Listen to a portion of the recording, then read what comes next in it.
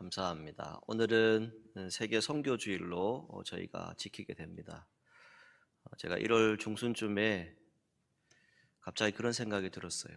세계 선교주일 어떻게 준비를 할까? 그래서 구상을 하다가 우리 선교위원회를 담당하시는 목사님께 부탁을 드리고 또 선교위원회를 통해서 우리 해외에 있는 선교사님들이 어떻게 사역하고 계신지 또 어떠한 얼굴을 가지고 계신지 어떤 분인지 궁금하시죠? 그래서 한번 보고 싶었어요. 그래서 자료들을 이렇게 한번 취합을 해보라고 말씀을 드렸어요. 그래서 자료를 이렇게 모으고 또 그걸 가지고 이제 영상으로 제작을 하려다 보니까 조금 시간이 걸렸어요. 그리고 좀 부족한 부분도 있어요. 근데 또 우리 선교위원회하고 또 미디어부 또 우리 오차영 간사님 이렇게 수고를 진짜 많이 했어요. 고생을 해서 영상을 하나 만들었는데요. 9분짜리인데 그런데 이 영상에 보시게 되면 우리가 돕는 모든 후원하는 그런 선교사님들이 다 나오지는 않아요. 왜냐하면 여기에 지금 이 말을 나가는 건 괜찮겠죠. 우리가 저기 북이라고 그러죠. 예, 거기로 후원하고 있거든요. 근데 그분들이 이렇게 보내온 자료도 있는데 그걸 여기에는 할 수가 없어요. 왜냐하면 또 이 영상으로 나가게 되면 여러 가지 문제가 있기 때문에 그것은 몇 나라들은 좀 제외를 하고 그리고 이 영상을 편집을 했습니다. 그래서 여러분 이 시간 함께 보실 터인데 특별히 중간에 보면 기도 제목이 나올 거예요. 그 기도 제목이 나올 때는 제가 오간사님께 부탁을 했어요. 좀 시간을 오래 텀을 잡으라고. 왜냐하면 이렇게 보시면서 기도 제목 필기하실 분들은 필기하시고 그렇게 해서 또 함께 협력해 주시고 기도했으면 하는 마음으로 그렇게 영상을 한번 이번에는 만들어 보았습니다. 그럼 이 시간 함께 우리 영상 같이 보도록 하겠습니다.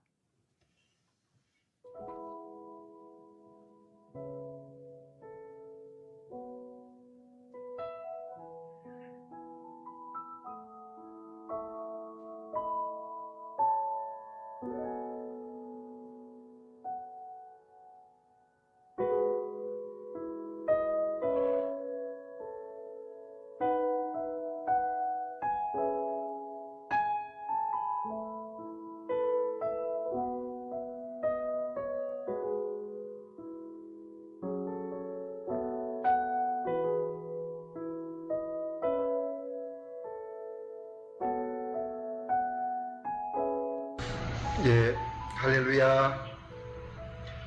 우리 주 예수 그리스도 이름으로 문안드립니다.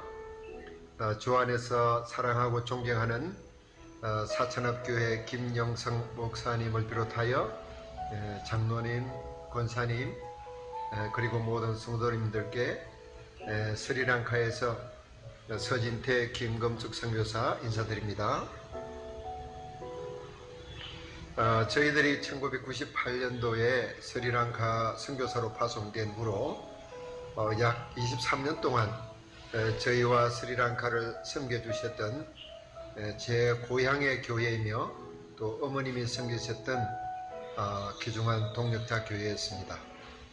이 기회를 통하여 다시 한번 진심으로 감사드립니다.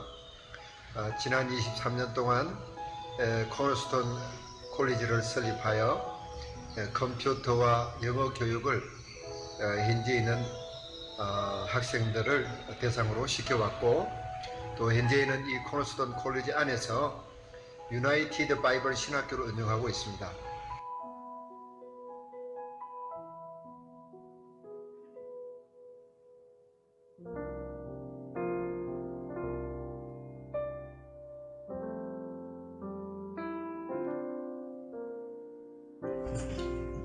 안녕하세요. 반갑습니다. 저는 일본 요한 시조카 교회에서 사역하고 있는 박종국 선교사입니다. 이렇게 영상으로 원로 목사님이신 김세봉 목사님과 담임 목사님이신 김영성 목사님 그리고 사천업교회 성도 여러분들께 인사드릴 수 있어서 감사합니다. 성도님들의 사랑과 관심 또 기도와 후원은 저에게 많은 힘과 격려가 되고 있습니다. 사천업교회가 일본 선교를 함께 할 수 있어서 감사합니다. 저희가 있는 시즈오카는 일본에서 가장 유명한 후지산이 있는 곳입니다. 시즈오카현 시즈오카시는 인구 80만의 강력시이고 사회계에 힘을 기울이고 있는 캠퍼스가 5곳이 있습니다. 국립대학인 시즈오카대학, 시즈오카 현립대학, 도쿠아대학, 미션쇼쿠린 에이와대학, 도카이대학 이렇게 5개 캠퍼스가 있습니다. 저희 요한 시즈오카 교회는 작년 25명과 주일학교 15명의 교회입니다. 캠퍼스 사역과 제자훈련에 힘을 기울이고 있습니다. 일본의 대학생들에게 복음을 전하고 성경 공부를 통하여 예수님을 믿고 훈련되어서 풀타임 헌신자로 세워지길 기도하면서 사역하고 있습니다.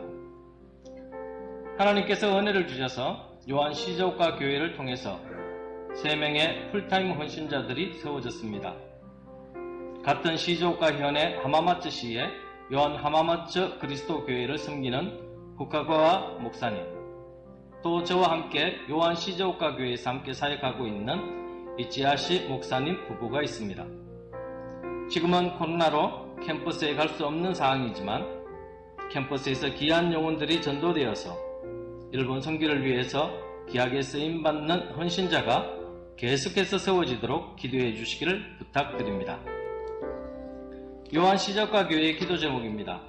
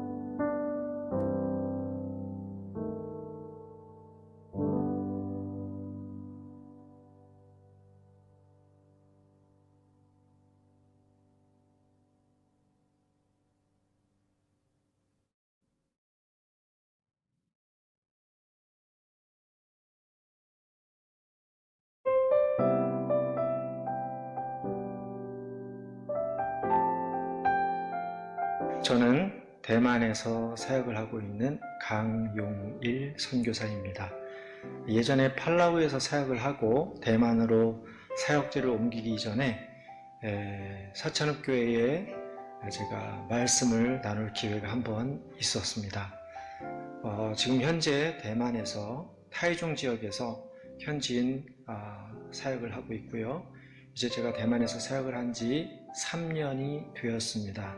그래서 교회가 더욱더 하나님 뜻에 합당한 그 사역을 감당하기 위해서 저 혼자로서는 너무 부족하기 때문에 지금 제자 양육과 또 성경 공부를 통해서 평신도 동역자들을 훈련시키고 세워가고 있습니다.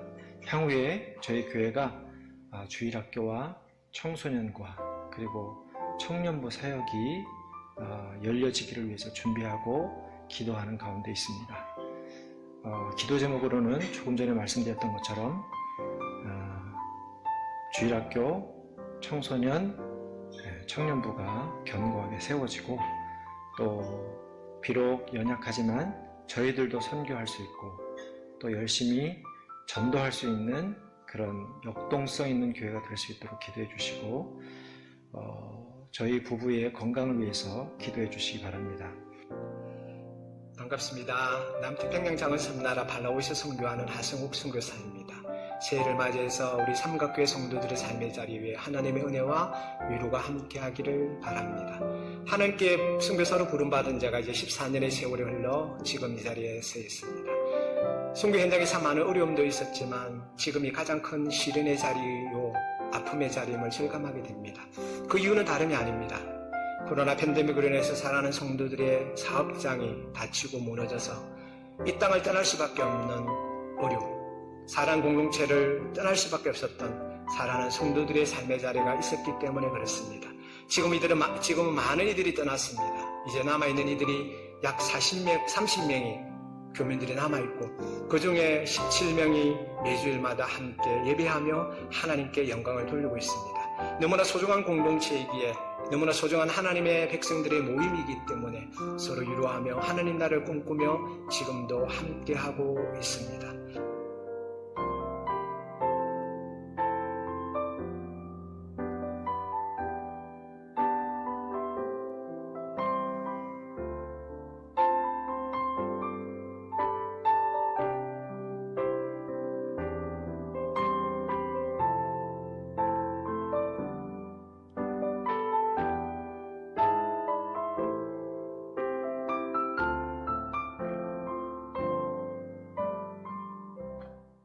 네.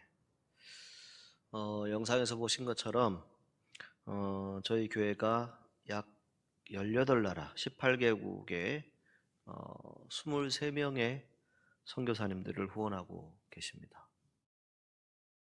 대단하시죠? 우리 박수로 한번 하나님께 영광 올릴까요? 감사합니다. 제가 들은 바로는 작년 한 해 여러분들이 헌금해 주시고 또 사랑해 주셔서 해외 선교비로 약 4,200여만 원이 후원되어진 것을 이렇게 보고받은 적이 있습니다. 올해는 이렇게 세계 선교주의를 예배를 통해서 잠시 영상으로 이렇게 하지만 이제 한 해 한 해 시간이 더해가면서 우리가 이런 마음이 있잖아요. 사천읍교회 하면 제가 듣기로는 사천시에 약 108개 교회가 있다고 들었어요. 근데 이 지역에 제일 큰 교회가 어디라고요? 모르세요? 어디라고요? 네, 사천읍교회입니다. 저희가 제일 커요. 그래서 사천기독교연합회에서 가장 많이 그 일들을 할 수 있는 교회라고 제가 들었어요. 그런데 교회가 크다고 해서 다 주의 일을 하는 게 아니거든요. 주의 일들을 하는 곳은 어떤 곳일까? 그 마음이 열려 있어야 하고 또 그곳에 하나님을 향한 마음이 있을 때, 하나님의 사랑을 베풀고자 하는 마음이 있을 때 그 일들을 감당할 수 있을 것입니다. 그래서 차츰차츰 이제 선교사님들이 오셔서 또 함께 예배도 드리고 또 선교 보고도 하고 함께 기도도 하고 또 함께 친교하는 그러한 교회로 이제 성장해 나가기를 소망해 봅니다. 여러분 모두가 다 함께 기도해 주시고 또 기도하는 마음으로 이 모든 일들을 주님의 뜻 가운데 잘 이루어 나갈 수 있도록 함께 협력해 주시고 축복해 주시기를 주님의 이름으로 부탁을 드립니다. 제가 1월 중순쯤에 사실은 제 입에 한 찬양이 계속 나오기 시작했어요. 우리가 잘 알고 있는 이 송정미 사모님, 사역자, 찬양 사역자이시죠. 자, 이분이 부른 찬양 중에 순종이라고 하는 곡이 있습니다. 그 곡에 이런 가사가 있습니다. 빈손으로 왔습니다. 작은 사랑 가슴에 안고 순종하며 왔습니다. 가슴이 움직이는 대로 이곳에 왔습니다. 나를 버리고 내려놓을 때 내 안에 넘치는 사랑을 보았습니다. 작은 순종의 하늘문을 여시는 그 사랑에 눈물 흘립니다. 이런 가사입니다. 그래서 이 찬양을 계속 들었어요. 오늘 사실 아침에도 계속 준비를 하면서 이 찬양을 계속 듣는데 마음에 어떤 마음이 드냐면 이런 것입니다. 우리가 살아가는 인생은 다 언젠가는 하나님의 부르심을 받을 때가 분명히 있을 것입니다. 이 찬양의 가사에도 나오지만 우리가 한 줌의 재가 흙이 되어서 어디에 묻힐지는 아무도 모릅니다. 그런데 이왕이면 주의 일 하다가 주님의 이름 높여드리다가 주님이 원하시는 그 시간과 그 때에 하나님 품에 안길 수 있기를 주님의 이름으로 축복합니다.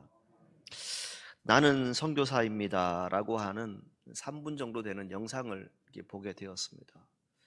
최근에 코로나가 온 세계를 덮으면서 약 2년 넘게 힘들어하고 있죠.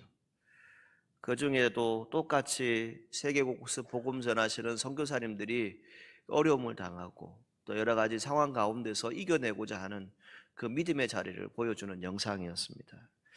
그 영상 가운데에 이러한 부분이 있었습니다. 지금 우리가 할 수 있는 것은 서로 안부를 묻고 기도하는 것뿐입니다. 서로에게 힘이 되어주는 일들을 우리는 하고 있습니다. 라고 이렇게 자막으로 나왔어요. 그리고 각 교회에서 후원해주는 부분들을 가지고 음식을 준비하고 또 여러 물품들을 준비해서 대면을 할 수 없으니까 가까이 가서 전달하고 또 서로 마스크를 끼고 그 모습을 함께 나누고 기도하는 그런 모습들을 볼 수가 있었습니다. 그 가운데에 이 자막이 있었어요. 이 자막이 제 마음에 와닿았습니다. 그리고 저의 기도 제목이 되는 것 같습니다. 저를 따라서 한번 해보시죠. 예수 그리스도만이 우리의 소망이 되십니다. 아멘. 이 자막이 나오는데요, 그냥 가슴 한 곳이 뭉클했어요. 힘들고 어렵지만 답답한 상황이지만 그럼에도 그 일들을 할 수밖에 없는 것은 무엇일까? 예수 그리스도가 우리의 소망이기 때문에, 예수 그리스도가 우리의 모든 삶을 주관하시기 때문에 이 일들을 감당한다라고 하는 그런 이야기였습니다. 찰스 스펄전 목사님이 이런 말씀을 하셨어요. 하나님께서 자녀들을 불 속에 두실 때 반드시 자기도 그 불 속에 들어가서 함께 걸으신다, 이렇게 말씀하셨어요. 여러분, 지금 우리가 살고 있는 이 세계가 코로나로 인해서 수많은 사람들이 죽어갔습니다. 그리고 아직도 많은 사람들이 힘들어하고 있습니다. 이 상황 가운데 하나님은 과연 무엇을 하고 있을까요? 여러분, 어떤 기도를 해보셨습니까? 하나님은 지금도 우리와 함께 하고 계십니다. 그리고 우리의 삶을 보고 계십니다. 사실 우리가 힘들어하고 아파하는 것은 코로나라고 하는 이 질병, 감염병이지만, 그러나 이 병이 왜 우리에게 찾아왔을까 우리는 잘 생각해 보아야 합니다. 온 땅이 어두움에 덮쳐져 있습니다. 그런데 우리는 이 시기 가운데서 눈을 열어서 주님의 빛을 바라보고 주님을 만나고 다시금 우리 안에 주어지는 그 하나님의 말씀을 새롭게 거듭난 믿음으로 찾아갈 수 있는 저와 여러분들이 되기를 간절히 소망합니다. 말씀을 준비하면서 캄보디아 푸놈펜에 있는 한 선교사님과 통화를 하게 되었어요. 저와 함께 부교육자 생활을 같이 했던 목사님이신데, 이제 한 교회에 파송을 받아서 수상교회, 이 수상촌이 있잖아요. 캄보디아는 그 수상촌 위에다가 교회를 건축해 두었어요. 거기를 섬기시는 목사님인데, 이런저런 대화를 하다가 요즘 코로나로 힘들지 않냐고 그랬더니 하시는 말씀이 이렇게 왔어요. 캄보디아는 코로나 이미 감기입니다, 그렇게 얘기하더라고요. 그런데 캄보디아도 감기라고 하는 질병이 있대요. 저는 추운 나라, 우리같이 사계절인 나라만 감기가 있는 줄 알았더니 그 열대지방에도 감기라고 하는 병이 있다라고 하더라고요. 그래서 이제는 감기라고 생각한대요. 그리고 코로나가 이미 퍼져서 많은 사람들이 어려움을 당하고 있지만, 그런데 우리 성전에는 계속 사람들이 오고 아이들이 옵니다, 그렇게 얘기를 하시더라고요. 그러면서 하시는 말씀이 이렇게 얘기를 하셨어요. 서로가 힘들다라고 말하지만 힘든 상황 가운데 우리가 이겨낼 수 있는 길은 무엇일까? 다시 말씀드리지만 예수 그리스도가 우리의 소망이십니다. 이 믿음의 자리를 우리가 지켜나가야 합니다. 이미 이제 우리가 함께하고 있는 이 국가, 이 대한민국도 이제 이 코로나가 여러 가지 아직도 어려움을 가지고 있지만, 또 30만, 50만이 될지 모른다라고 얘기하고 있지만, 이제 우리 스스로가 어떻게 해야 됩니까? 다시금 이것을 계속해서 어떻게 하면 이겨내갈까, 이런 부분도 중요하겠지만, 이제 우리가 다시 신앙의 자리로, 하나님의 원하시는 자리로 돌아올 때입니다. 이 회복의 때를 성경은 우리에게 말씀하고 있습니다.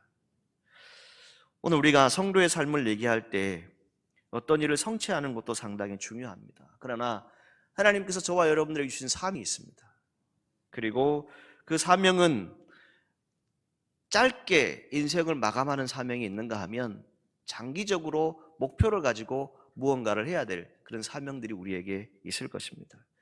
하나님은 저와 여러분들을 위해서 또 이 사천읍 교회를 위한 놀라운 계획을 가지고 계신 줄 믿습니다. 그 놀라운 계획은 다른 것에 있지 않습니다. 우리가 말씀으로 돌아가야 합니다. 다시 말씀 속에서 하나님의 뜻을 분별해야 합니다.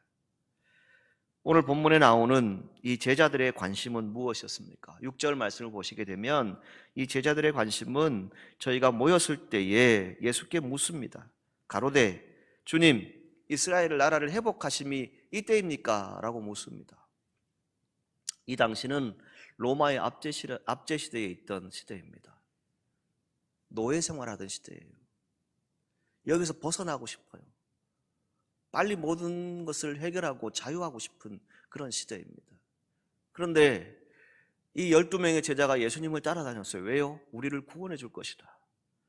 그리고 우리에게 뭔가 한 자리도 줄 것이다. 그런 기대감을 가지고 12명의 제자가 따라다녔어요. 그런데 예수님이 십자가에 달려서 죽으셨어요. 자포자기했죠. 아, 이제 다 끝났구나. 우리가 잘못 따라다녔구나. 이제 우리 각자의 길로 가자라고 돌아가 버렸어요.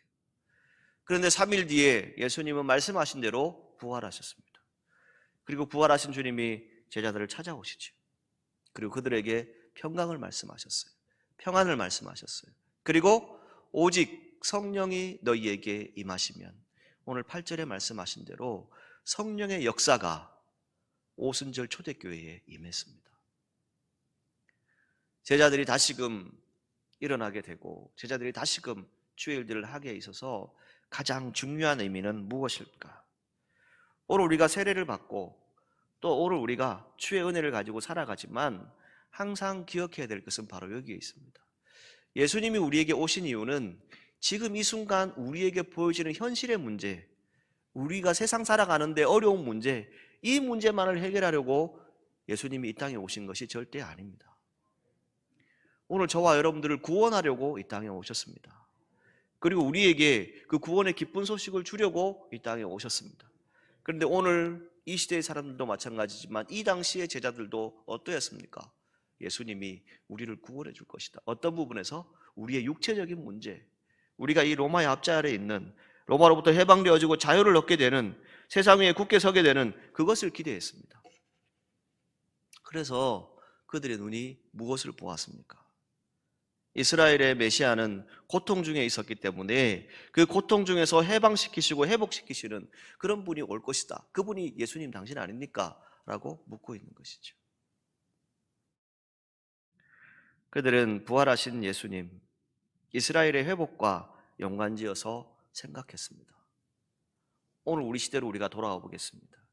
오늘 저와 여러분들이 이 코로나 시대를 살아가고 있습니다. 이 시대를 살아가면서 이 코로나가 끝나면 우리는 해방되어질 것입니다. 뭐로부터요? 마스크로부터. 그리고 우리가 자유롭게 예배드릴 수 있고 자유롭게 만나서 교제할 수 있는 시간이 우리에게 다가올 것입니다. 그리고 혹자는 이렇게 이야기합니다. 요즘 인터넷에 들어가 보면 이렇게 나옵니다. 하늘길이 열리면, 여러분 한번 문장을 한번 쳐보세요. 뭐가 나오는지. 하늘길이 열리면, 코로나가 끝나고 하늘길이 열리면 여러분 어떤 일들이 일어날 것 같아요? 예, 정확하게 답해 주시죠. 저쪽에 답을 해주셨네요. 너도 나도 다 여행 갈 여행지가 쭉 나와 있어요. 여러분도 혹시 그런 기대를 가지고 계신가요? 아니시죠? 여러분, 하늘길이 열리면 우리는 뭘 해야 될까요? 복음 들고 복음 전할 생각을 하고 있어야 돼요. 그곳에 여행 가는 것도 필요하겠죠. 그런데 그 여행을 가되 오늘 우리 그리스도인들은 다른 목적이 있어야 돼요. 뭡니까? 세계 곳곳에 복음 들고 가지 못했던, 우리가 단기 선교하지 못하고 복음 전하지 못했던 그 장소에 가서 다시금 힘들고 어려운 이웃들을 찾아가서 아파하는 우리 영혼들을 찾아가서 주의 복음 전할 수 있는 기회가 온다는 거예요. 그 때가 온다는 겁니다. 우리는 그것을 기다려야 돼요. 근데 세상 사람들은 뭘 기다린다고요? 하늘길이 열리면 어디로 여행 갈까? 아마 이 김해공항부터 시작해서 김포, 저 인천공항이 터져나가겠죠. 다 매여 있었으니까요. 그런데 세상 사람들과 우리의 관점은 다르다는 겁니다. 제자들의 관점이 뭐예요? 지금 내 눈에 보이는 거, 내가 힘들고 어려운 것, 이것만을 해결하기를 원했어요. 오늘 우리 그리스도인들은 달라야 합니다. 무엇이 달라야 할까요? 하나님의 나라를 생각해야 됩니다. 하나님의 나라는 우리 가운데 계속해서 찾아오고 있습니다. 그리고 우리에게 말씀하고 있습니다. 그 뜻을 우리가 분별해야 한다는 것이죠. 제자들의 관심은 땅의 문제, 육신의 문제를 위해서 이스라엘을 핍박하는 그런 세력을 물리치고 이스라엘을 세워줄 것을 원했어요. 오늘 우리가 이 코로나가 끝나면 모든 문제가 다 해결되어지고 이제 자유롭게 어딘가를 다닐 수 있다, 이것만을 생각하지 말고 그 어딘가를 다닐 때 우리가 무엇을 해야 할지를 기도하고 준비해야 될 때입니다. 이제 곧 캄보디아처럼 우리나라도 감기처럼 여길 때가 이미 와 있습니다. 여러분 다 아시잖아요. 이미 뉴스 다 보셨잖아요. 이제는 감기라고. 어쩌면 저도 여러분도 한 번쯤 다 코로나가 지나갔는지 몰라요. 그런 상황에 우리가 와 있습니다. 자, 이 상황에 이 때와 기한은 하나님만이 아신다, 아버지만이 아신다라고 성경에 말씀하고 있잖아요. 모든 게 끝날 때는 아무도 몰라요. 그런데 그때가 분명히 끝날 때가 있습니다. 그 때가 되면 우리가 무엇을 해야 할까요? 제가 개인적으로 목회를 이제 준비하고 계획하면서 기도하는 가운데 그런 마음이 찾아왔어요. 몇 분들에게도 제가 얘기를 한 적이 있지만 올여름 휴가철이 되면 아마 마스크를 여러분 벗지 않을까요? 자, 마스크를 벗으면 가족들과 어디 가고 싶으세요? 가고 싶은 데 많으시겠죠. 뭐 국내에도 여행지가 많으니까. 이번 휴가철은 여러분들이 여유가 되고 여러분들이 기도하는 가운데 마음에 감동이 오시면 저와 함께 그 일을 한번 했으면 좋겠습니다. 물론 우리가 해외에 나가서 다 세계 선교할 수 없어요. 우리가 부른 찬송의 가사처럼 우리가 먼 곳에 나가서 전하지 못해도 우리가 해야 될 일이 있어요. 그리고 우리 가까이에 또 일이 있습니다. 제가 예전에 청년 사역을 할 때 청년들과 함께 해외를 나가려고 하면 꼭 사스가 터지고 그다음에 코로나가 터져서 해외를 못 나갔어요. 근데 국내에 선교를 했어요. 단기 선교, 아웃리치를 했어요. 아웃리치의 뜻은 봉사활동이라고 하는 뜻입니다. 그래서 뭘 했냐면 청년들과 같이 가서 미자립교회 성경학교를 하고 싶은데, 여름 성경학교를 열어서 아이들에게 복음을 전하고 싶은데 교사들이 없어요. 왜? 다들 어르신들밖에 안 계시니까. 그래서 청년들 한 12명을 데리고 가서 여름 성경학교를 2박 3일 동안 했어요. 여름 성경학교도 하지만 쉴 수 있었어요. 왜? 아이들하고 같이 바다도 가고 또 보고 싶은 거 보고 또 같이 은혜도 나누고 같이 축제처럼 폭죽도 터뜨리고 그런 시간을 보냈어요. 그런데 그 돌아오는 발걸음 가운데 청년들이 하는 말이 이것이었어요. 목사님, 기회가 된다면 또 가고 싶어요. 올여름에는 우리 교회 장년부가 이 일을 한번 했으면 좋겠어요. 한 번만 대답을 하시네. 여러분 가정들이 휴가 가시는 거 좋아요. 물론 여러분 형편에 따라서 알았지만 혹시 형편이 주어진다면 몇 가정이 모여서 그런 미자립 교회들, 성경학교를 못하는 교회들, 여러분들이 같이 가서 성경학교도 하고 또 쉬시고 가족 간의 사랑도 나누는 그런 의미 있는 그런 시간들을 좀 보냈으면 좋겠어요. 여러분, 우리가 뭔가 다 때가 있다라고 얘기하잖아요. 그런데 그 때와 기한, 권한은 누구에게 있어요? 하나님께 있어요. 근데 우리는 자꾸만 무엇을 생각해요? 세상 사람들과 똑같이 살아가려고 해요. 아, 이거 우리가 마스크를 벗으면, 이제 코로나가 끝나면 나 하고 싶은 거 다 해야지.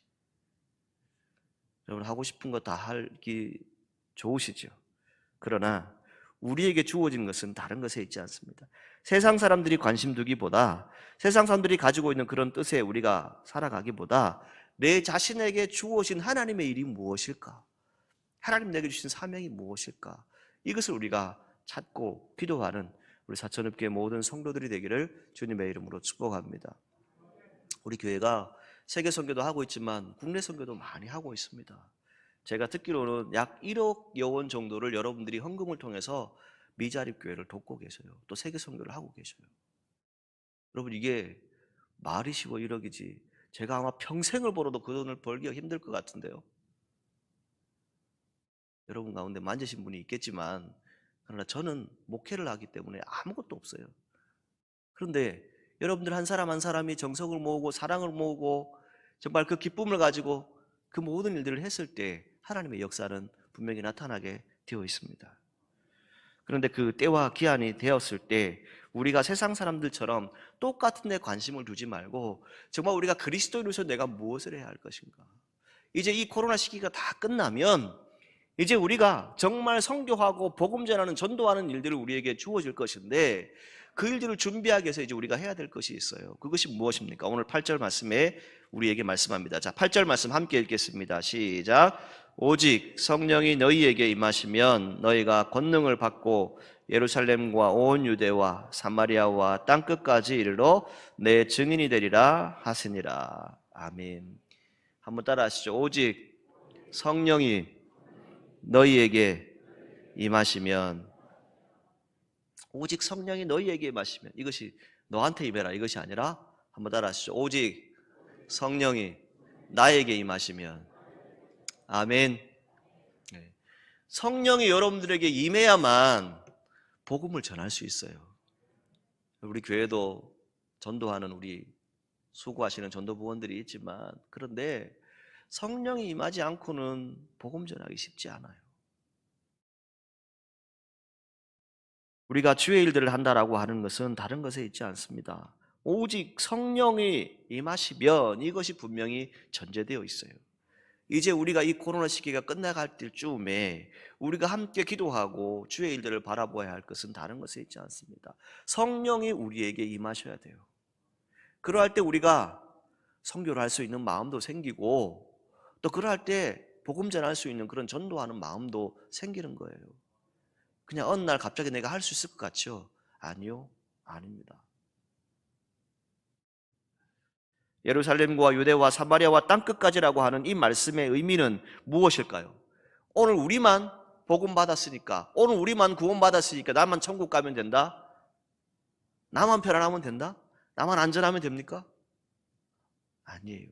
교회는 이 지역사회를 돌아보아야 하고 세계 곳곳에 힘들어하고 어려운 이웃들에게 복음 전하는 사명을 가지고 있습니다. 그게 교회의 해야 될 일입니다. 이 교회가 증인으로서 할 수 있는 것은 무엇입니까? 증거해야 되는데 그 증거를 하기 위해서 해야 될 일이 무엇입니까? 증인은 어떤 사람들입니까?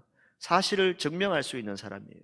목격자여야 돼요. 직접 경험해본 사람이 이 증인의 사명을 감당할 수 있어요. 오늘 저와 여러분들이 이 믿음의 증인, 복음을 증거하는 하나님의 사람들이 되기를 주님의 이름으로 축복합니다.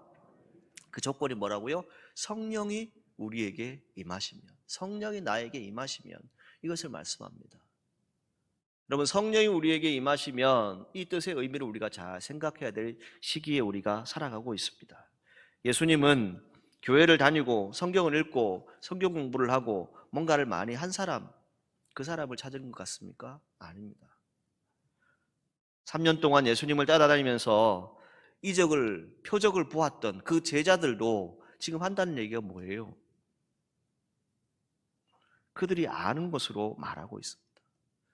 성령의 역사는 계속해서 우리에게 말씀하고 있습니다. 그 성령은 권능입니다.